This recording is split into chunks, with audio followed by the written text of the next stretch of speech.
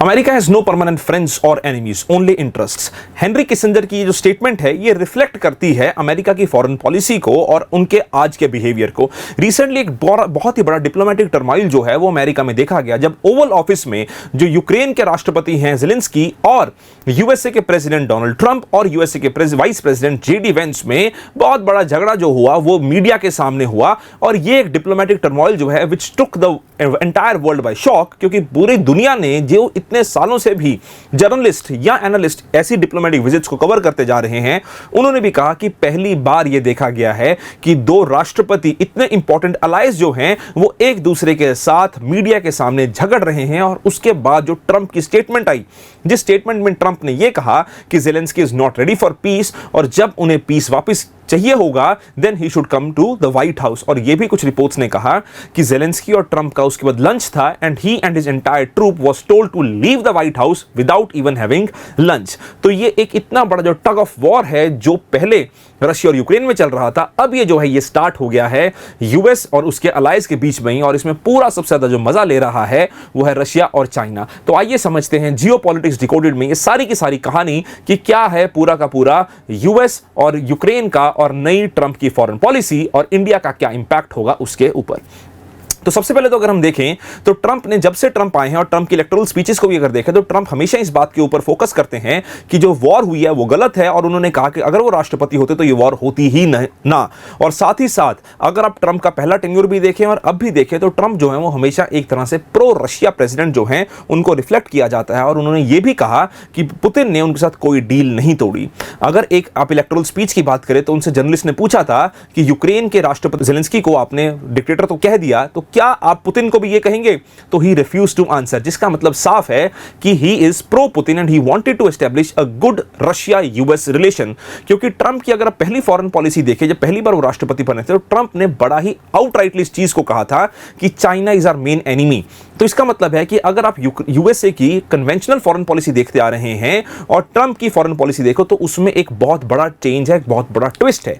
वो ट्विस्ट इस चीज को रिफ्लेक्ट करता है कि बाकी यूएस के प्रेसिडेंट हमेशा रशिया को एक मेन विलन या मेन एनिमी बना के देखते हैं, पर यूएस में जो राष्ट्रपति ट्रंप हैं उन्होंने इस चीज को रिफ्लेक्ट किया कि किस तरह से चाइना उनका मेन एनिमी है, रशिया नहीं है। And the world has officially moved from the cold war era to the new world order where China is the main enemy और the revisionist power against USA. तो Trump इस चीज के ऊपर बार बार फोकस करते हैं that we need to stop the war and he wanted to make a peace deal with Russia and Ukraine so that the war could end. अब इसके बीच में अगर आप देखो तो जो इससे पहले यूएस के राष्ट्रपति थे बाइडेन, उनकी पॉलिसी जो है वो दो पिलर्स के ऊपर खड़ी है। पहली उनकी पॉलिसी जो थी that was isolating Russia politically and economically. And if you look at Ukraine or Europe, so many of the European countries, be it Germany, be it UK, be it Poland, many of them had already sanctioned Russia after Russia annexed Ukraine in 2022 and started the war. अब दूसरी उनकी important जो policy थी that was helping Ukraine fight the war, और इसके लिए billions of dollars जो थे वो एज एड दिए गए, यूक्रेन के सोल्जर्स को सपोर्ट किया गया, यूक्रेन को ड्रोन सप्लाई करेंगे, non conventional military warfare supply करा गया and entire NATO US and Ukraine led by US backed Ukraine in the war। अब ये 2 सालों से जो वॉर चलती जा रही है जहां पे रशिया was quite shocked कि यूक्रेन इतनी ज्यादा रेजिस्टेंस कैसे शो कर पा रहा है, पर उसकी रेजिस्टेंस को शो करने का सबसे बड़ा जो रीजन था वो यूएसए था। अब इस समय के ऊपर अगर आप देखो तो क्या आगे फ्यूचर रहेगा और क्यों किया पुतिन ने ऐसा कि यूक्रेन के सामने अब आगे का रास्ता क्या है। तो अगर आप देखें तो जब ये सारा इंसिडेंट हुआ तो उसके बाद धड़ाधड़ एक्स के ऊपर या फॉर्मली नोन एज ट्विटर के ऊपर यूएस के इस एक्शन के अगेंस्ट यूक्रेन की सपोर्ट में चाहे वो कनाडा के प्राइम मिनिस्टर हो और कई सारे यूरोपियन कंट्रीज जैसे कि फ्रांस के राष्ट्रपति, ब्रिटेन के प्राइम मिनिस्टर, पोलैंड के लीडर, इन सब ने फटाफट ट्वीट करना शुरू कर दिया that we are with Ukraine and we support Ukraine. अब एक क्लियर कट डिवाइड है जो देखा गया यूएस की अप्रोच में और यूरोप की अप्रोच में। यूरोप ने इसके इमीडिएटली बाद एक लंदन मीटिंग भी बुलाई और उस लंदन मीटिंग में उन्होंने ये भी कह दिया that we are with Ukraine. पर अगर आप स्टैनली जोनी जो हिंदू में आर्टिकल्स लिखते हैं और हिंदू में बड़े सीनियर कॉरेस्पॉन्डेंट हैं, उनकी अगर बात मानो तो उन्होंने ये भी कहा कि अगर आप यूरोप की इस बात को देखें तो Europe he said is not a geopolitical identity, is not a united geopolitical entity. He said कि अगर लंदन समिट की अगर हम बात करें so the proposed idea is that there has to be a backing by USA, but US is not ready to back. Moreover, he said that many of the countries, be it Italy or be it other major countries, they did not participate in this summit. So ideally, it is not a Europe deal. It is a deal which is backed by France and Britain. Whereas they said there is a requirement of USA, but US is not ready to support. तो क्या ये जो deal है जो Europe ने offer दी है या Europe ने प्रेजेंट करी है, whether it is a starter, तो स्टैनली जोनी कहते हैं it is a completely non-starter. तो इस डील का बेनिफिट क्या? तो यूक्रेन के सामने क्या रास्ते खुले हैं? अगर हम यूक्रेन की बात करें तो यूक्रेन के सामने जो रास्ते हैं वो बड़े ही लिमिटेड खुले हैं आज के समय के ऊपर, क्योंकि यूक्रेन को यूएस की सपोर्ट तो चाहिए और यूएस ने जो सपोर्ट थी वो देने से कंप्लीटली मना कर दिया है और यूएस ने ये भी अनाउंस कर दिया है कि यूएस जो एड देता था और यूएस जो पैसे देता था उस पैसे को और उस एड को रोक दिया जाएगा जो हम वो यूक्रेन को दे रहे थे, जिसके बाद यूक्रेन के ऊपर डेफिनेटली जो है वो इंपैक्ट तो आएगा ही आएगा और यूक्रेन किस तरह से रशिया से युद्ध लड़ पा रहा है इसके ऊपर भी इंपैक्ट आएगा। अब ट्रंप को अगर हम देखें तो ट्रंप को इस चीज की डील चाहिए थी that Trump was always in focus of money. Trump ने इस बात की बात करी थी दैट यूक्रेन के साथ उन्होंने प्रो मिनरल्स डील भी साइन करी थी जिसमें यूक्रेन में जाके वो मिनरल्स रिसोर्सेज को भी एक्सेस कर सकते थे। जो डील साइन करने के लिए ज़ेलेंस्की ने कहा कि he came to USA and he is thankful to the US president, but no such deal ever occurred and no such deal took because of all this incidents the deal could not take place. तो अब हम देखते हैं कि Trump की policy किस तरफ जा रही है। सो Trump now has officially stated that there is a gap between Europe and USA. He said there is a complete ocean between US and Europe, so why he should completely or why US should completely sponsor NATO. अब ये एक बहुत बड़ी statement है। ये statement ये reflect करती है कि NATO जो कि एक कलेक्टिव डिफेंस का एग्रीमेंट है, ट्रंप का उसमें इंटरेस्ट जो है वो धीरे धीरे कम होता जा रहा है क्योंकि ट्रंप ने कहा कि नेटो को अगर लड़ना है तो यूरोप को भी उसमें इक्वली कंट्रीब्यूट करना पड़ेगा फाइनेंशियली, सिर्फ यूएस ही कि उसमें पैसा डालता रहे। क्योंकि अगर आप यूएस की डिफेंस बजट देखते हो तो यूएस का डिफेंस बजट सारे यूरोप के कलेक्टिवली डिफेंस बजट से भी डबल है, तो सिर्फ यूएस क्यों पैसा देता रहे और यूरोप जो है वो मजे उठाता रहे। तो ट्रंप ने कह दिया है that NATO has to pay for itself and the European leaders have to pay for their own security. So that means there is a clear cut distinction between Europe and USA in context of NATO. So Trump has basically or Trump wants to move away from NATO and from Europe, and जिसका जो idea है कि Trump ये भी कहते हैं कि पैसा लाओ। पैसा लाने का मतलब क्या है कि 25% एक्सपोर्ट्स के ऊपर टैरिफ जो है वो ट्रंप डिमांड कर रहे हैं कि अगर ईयू ने यूरोपियन यूनियन ने डील करनी है यूएस के साथ so they have to pay much more money.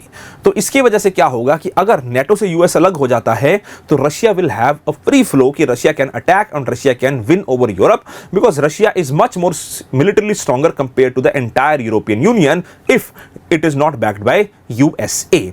और दूसरी तरफ अगर आप चाइना देखो तो चाइना और रशिया जो हैं वो तो मिलकर खुश हो रहे हैं कि किस तरह से यूएस जो है वो अपने अलाय से दूर जाता जा रहा है। अलाय जो हैं वो यूरोप बेस्ड अलाय जो हैं वो कंप्लीटली आइसोलेटेड हैं और वो किस तरह से केटर कर पाएंगे इस वॉर को, ये देखने के लिए अभी भी हमें आगे देखना पड़ेगा।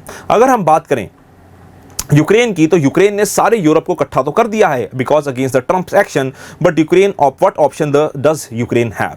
तो इसके सामने यूक्रेन के सामने ऑप्शंस बड़ी लिमिटेड हैं। जैसा कि ट्रम्प ने कहा था that you have very few cards because the Ukraine does not have money. From where the money will come? US was sponsoring the money but now US has denied that they will not sponsor the war and they are not ready to give any kind of aid to Ukraine. So what will Ukraine do from here, that is to be seen. But now comes the most important thing for us that what will happen to India and how India is going to respond. तो Indian Express में एक article आया था जिस article में उन्होंने ये कहा कि what shall be the view from Delhi.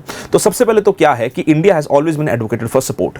India ने क्या कहा है? India has always advocated for peace. India ने ये कहा है that there is an era, this is not an era of war. ये पीएम मोदी की statement, this is not an era of war, so there should be a piece between the two countries and India has also initiated और offered the movement of peace. India ने कहा है कि अगर हम चाहें तो हम आपके सामने एक तरह से एक पीस डील भी रख सकते हैं और मीडिएट भी कर सकते हैं। तीसरी इंपॉर्टेंट बात क्या है कि इंडिया ने 2024 में जो स्विस एग्रीमेंट हुआ था, अरेंजमेंट हुआ था, जिसमें इंडिया भी पार्टिसिपेट कर रहा था to signing a communique against Russia, तो India denied that India did not sign anything against Russia. चौथी बात है कि India has continuously engage with Russia and India is also engaged with Ukraine. So India is maintaining a balance between both Russia and Ukraine. उसके अलावा at a EU summit India pushed for peace और साथ ही साथ India has always keenly participated or has keenly stated that it wants to participate in the rebuilding activity of Ukraine post conflict. तो इससे क्या होगा that India will push itself as a greater leader or a global leader in the larger world affairs because the geopolitics today is in completely disarray and there is no clear cut direction that where this world order will be going because every world order needs one particular leader and since last 3 to 4 decades the leader has been USA. But if now USA wants to move away from its leadership role, so where the world will go, where the world will take place, because China is continuously moving as a revisionist power and China is backing Russia. So if USA moves away from Europe and USA starts replenishing its properties or its leadership roles, so where the world will go, this is to be seen. And in that sphere, India is ready to fill the void and India is ready to become a important global leader or as stated a विश्व गुरु. तो ये है सारी कहानी और आगे देखते हैं कि क्या बनता है और हमारे साथ जुड़े रहिए राज मल्होत्रा IAS के ऊपर और देखिए और भी जियोपॉलिटिक्स डिकोडेड. अगर आपको अच्छी लगी वीडियो तो कमेंट जरूर कीजिएगा, इसको शेयर जरूर कीजिएगा और बताइएगा जरूर कि हम और किस टॉपिक के ऊपर आपके लिए वीडियो बनाएं ताकि हम आसान भाषा में आपके लिए इन सारी चीजों को आपके सामने रख सकें.